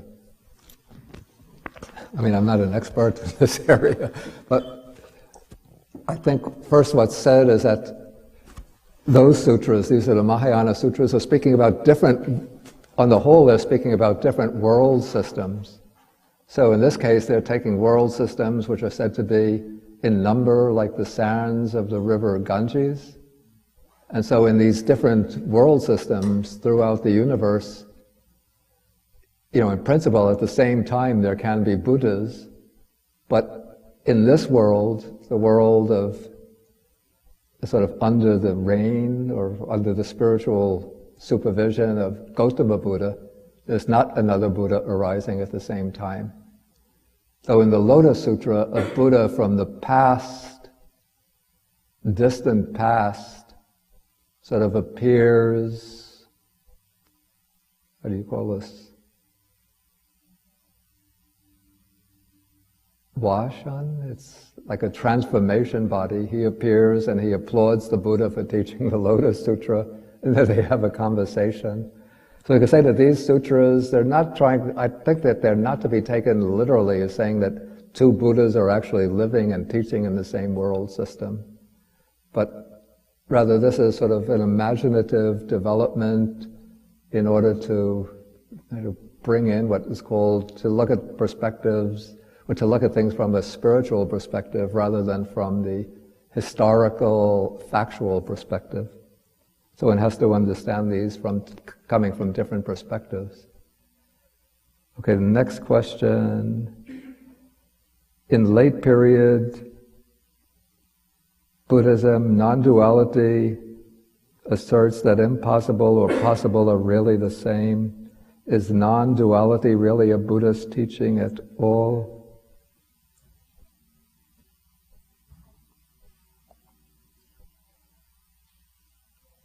Non-duality ideas basically rejected the ideas in Vipallasa, Madhyamaka, this is non-duality says samsara is no different from nirvana. I think the question should be related to the sutta that we're discussing. I don't want to go off into tangential topics, so we'll just put these aside for now. You have a wide audience, Bhante.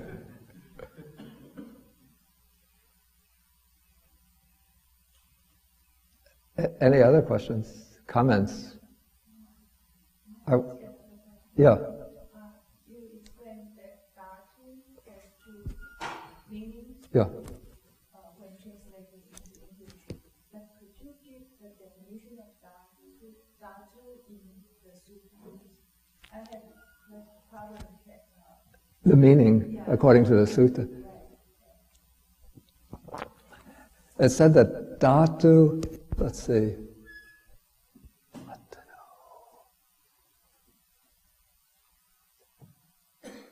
The suttas themselves don't give a definition of dhatu. They just enumerate different types of dhatu. But it's in the commentaries that one gets an etymological definition of the word dhatu. And what they say, I think it goes something like, Attano sabhavam dhareti ti dhatu.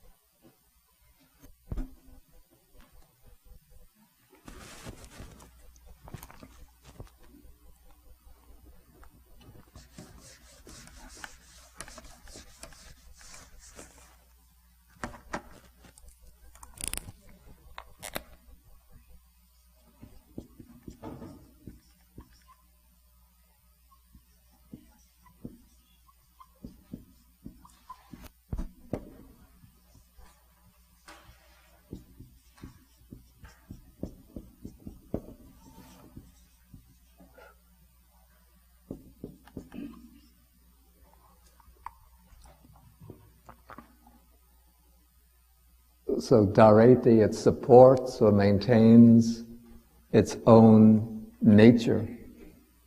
Therefore, it is called dhatu. But that really seems to apply more to dhatu in the sense of the 18 elements or the 6 elements, things that have their own nature. I don't know that the commentary would apply that to dhatu in the meaning of the realm of existence. So it's a little bit problematic to me, how the word dhatu comes to take on these two nuances. You also have this in the Chinese, because the Chinese just translate it as jie. And then they use it in those different senses. So we have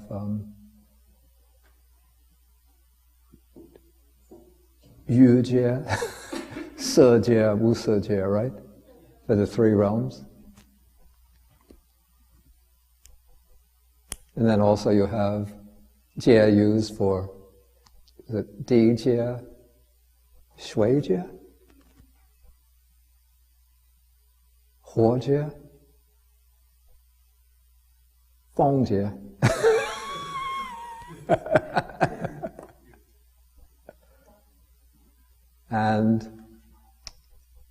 Shungjie, right? And Shijie.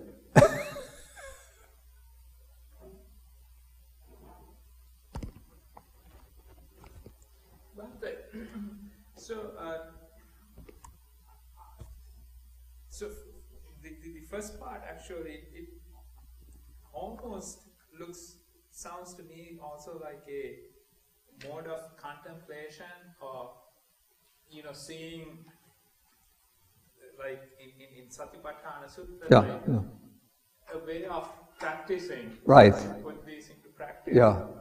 And for example, today, like seeing the elements, the 6 kinds, the sensual desire, the renunciation, as well as ill will, non-ill will, cruelty, non-cruelty. Yeah. So what, at least it's the way it's translated. When he knows and sees these a bhikkhu can be called skilled in elements. Yeah, this is It doesn't.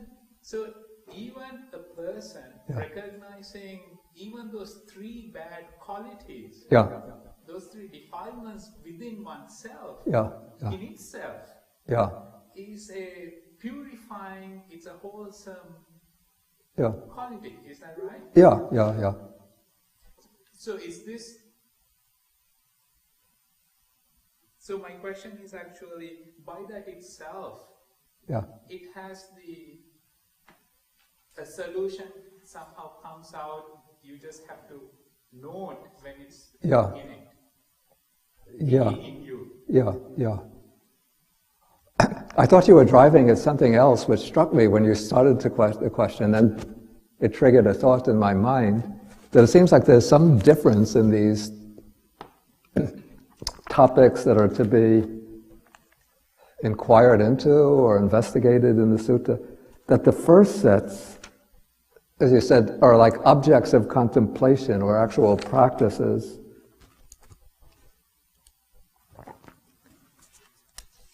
So these are like things you could practice, like observing, contemplating the 18 elements, the 6 elements, the different feelings, pleasure, joy, pain, sorrow, and equanimity, even ignorance.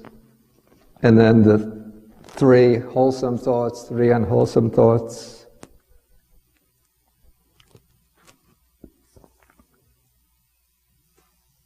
And then, of course, the 6 internal and external bases, which actually come in the Satipatthana Sutta itself. And of course, dependent origination, with somebody with advanced wisdom could contemplate that. But then when we come to the things that are possible and impossible, it seems like this is outside the sphere of actual personal observation. That these are things which they're said by the Buddha, and then either one believes them or disbelieves them. But I don't see how one could know and see these for oneself. I thought that you were pushing at that distinction. But that seems to be a real distinction. And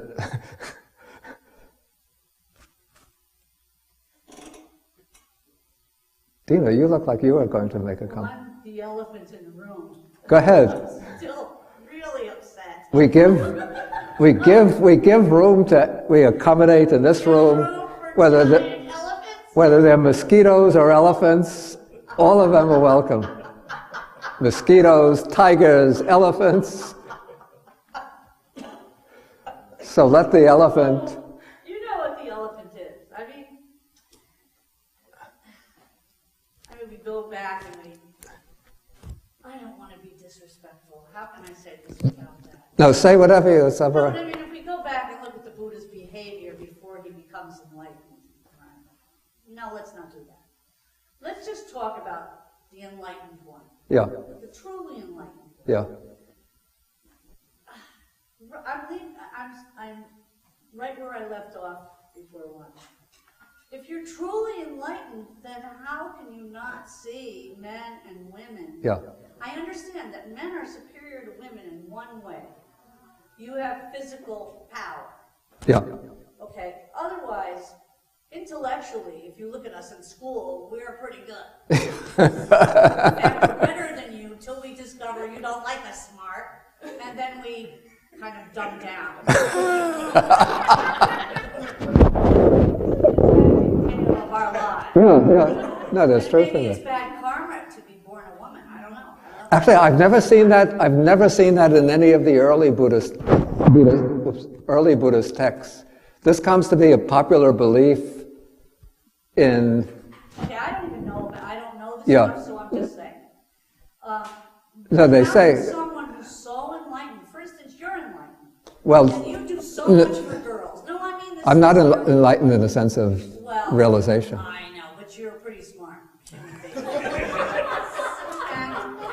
one of the reasons that I respect you tremendously is what you're trying to do for women and for girls. And advancing the cause and getting education for us and making our lives better and whatever, all of that good stuff. Now, if a regular human being, of course, extra smart like you, can realize that women are terrific. How did the Buddha not see this? And this disturbs me. I don't think that this passage indicates that the Buddha didn't see that or that he made some biased discrimination against women. I think, again, three things I can say. First is the possibility that these passages are interpolations. Possibility. I'm not. Buy that. Excuse me? I can buy that. Yeah, I mean, this would be the sphere for somebody who does, extensive critical scholarship in the text, and then maybe even they can't come to a definite conclusion, only, conjectures. So that's one possibility. The other way to understand this is the one that I feel is most reasonable, to see that it emerges from the cultural and social matrix of ancient India, and which was at least the model that prevailed throughout most of the world, which is the one where the people in positions of authority are the males. And it doesn't mean the male is superior in terms of capacities, intelligence, virtues, and so on. It's just that maybe because the male has more physical strength, and so in the cultures which develop to a point where physical strength will transform into managerial, administrative, authoritative, the strength of authority. So that is set against this background. So that's my second hypothesis. The third hypothesis, what I mentioned, is, again, like this is formulated against not only the background of ancient India, but conditions on planet Earth which evolved under particular biological conditions, where we have the class of beings called human beings who are divided into two sexes. And the statement here is made like a universal statement, like it applies to any world system, any galaxy in which intelligent beings evolve. And yet it's conceiving them as human beings, with divided into two sexes. But as I said, as long as there are sentient beings, or intelligent sentient beings, I would say the Four Noble Truths, the three characteristics, dependent origination, can be realized. Those are the marks of a Buddha. Maybe in other world galaxies, other world systems, the intelligent beings are not like human beings. Maybe they have 2 heads, 8 arms, 15 legs, tails, and maybe there are 3 sexes amongst them, maybe 4 sexes, maybe each being is a hermaphrodite with the 2 sexes in one body. So I don't know how this could be relevant in any kind of galaxy or universe that develops under, very different physical and biological conditions. So today you wouldn't necessarily buy Right? In other words, a bhikkhuni, for example, could become head of this monastery.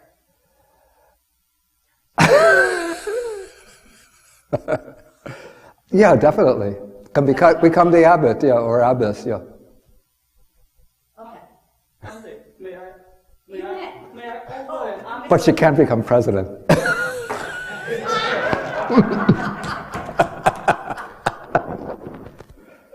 May I offer an answer which has no ground, but she may like?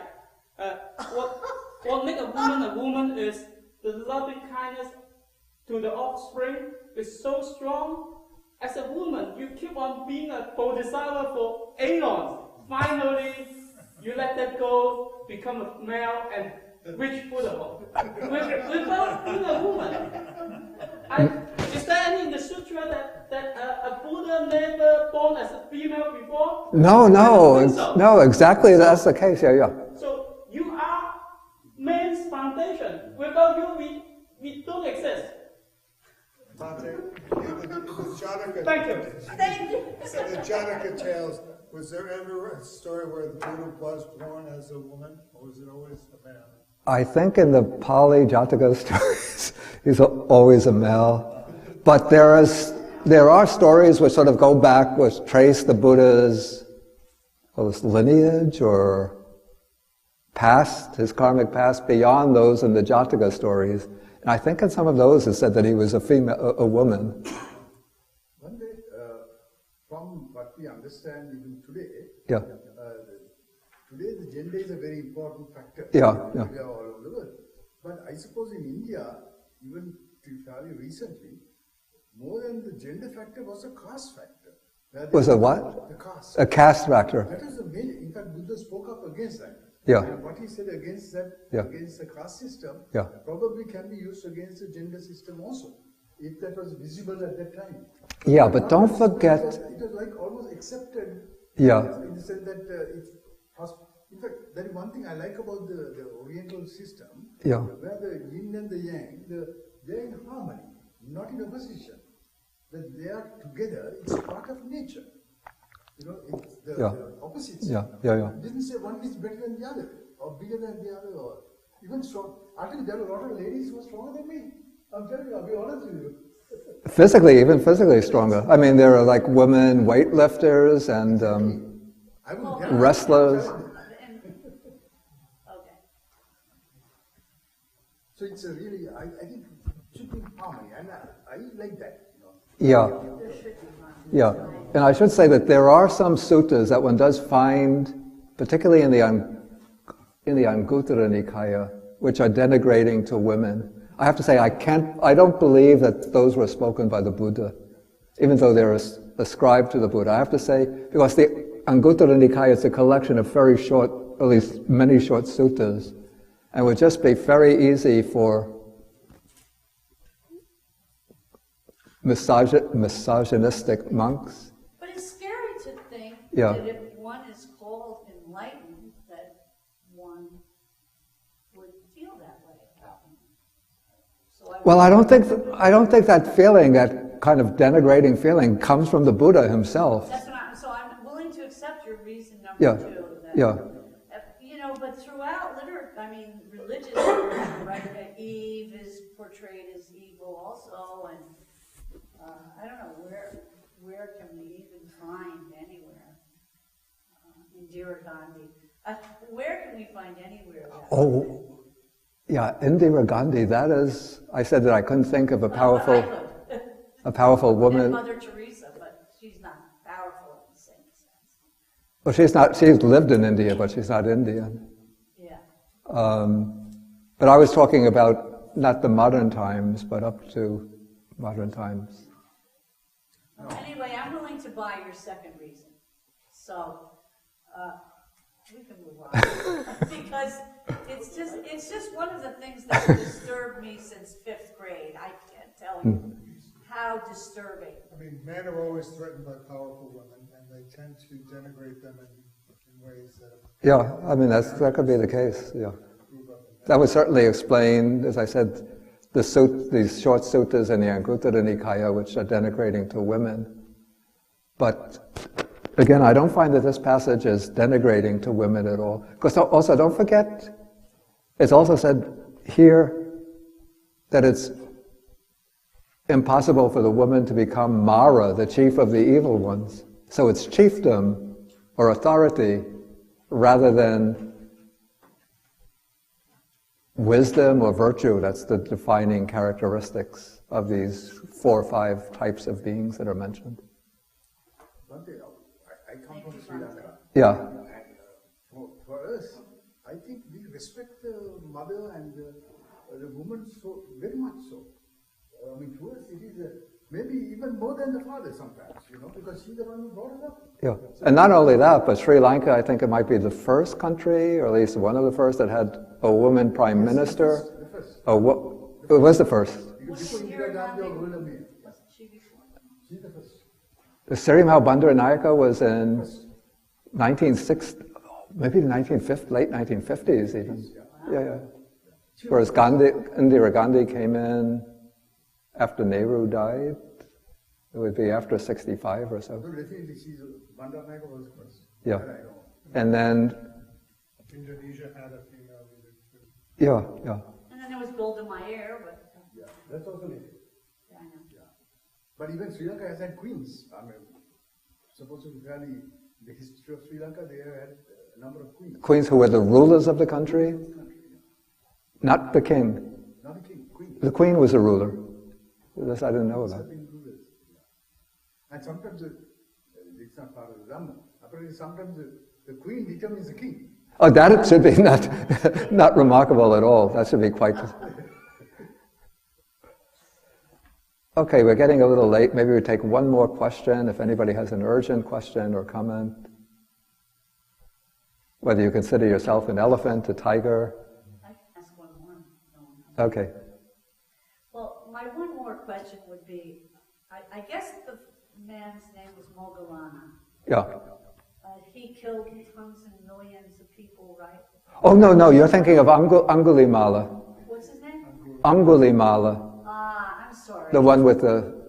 Yeah, with the necklace of bones. Yeah. Yeah. And you had said that no matter how, if you've done really bad stuff, no matter how good you were after, you could never really, you had to go to the hell realms. You couldn't. I don't think I said that. You didn't say that? No. What I said is that somebody who has done a lot of good deeds might have done some bad deeds, and one of those bad deeds might have take on the role of determining the rebirth. And so it could be that bad deed, that he's reborn in the lower realm as a result of that bad deed.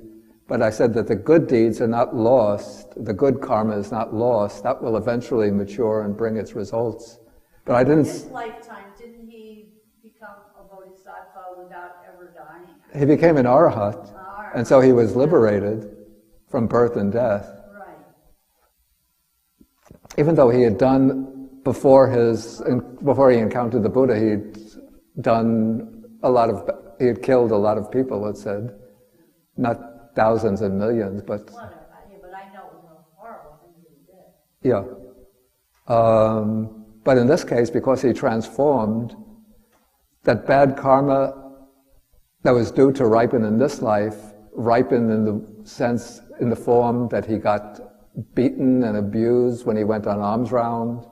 People threw stones at him and hit him with sticks. Somebody recognized him. Yeah, he got beaten. Then he came to the Buddha with his head bleeding and bruises all over the body. And then the Buddha said, bear it. This is, if you had not attained arhatship, something like that, you would have had to suffer from that karma in hell for a long, long time. But now this is the way that karma is coming back to you. Okay, now it makes more sense to me. Yeah. I was newer at this than I am. Yeah. And Bhante? Thank you. Okay, just... there's a background to that story too, I believe. He was not born that way, as a hateful person. No, his teacher... Yeah, that's the background story. Yeah. He was actually from the Brahmin class, so he would have been well brought up. Okay, I think we'll have to end for the day, because there'll be another group coming in at 1:30. Okay, we don't do the sharing. Thank you. Oh, okay, thank you. We don't do this. So much better. And when I said about president of this, I was only joking because I'm the president. But maybe after I'm finished, maybe a woman, maybe one of the nuns, maybe now she's a young nun, maybe she gets older or experienced. Yeah, possible. Yeah. Okay, so we end just with 3 half bows to the Buddha.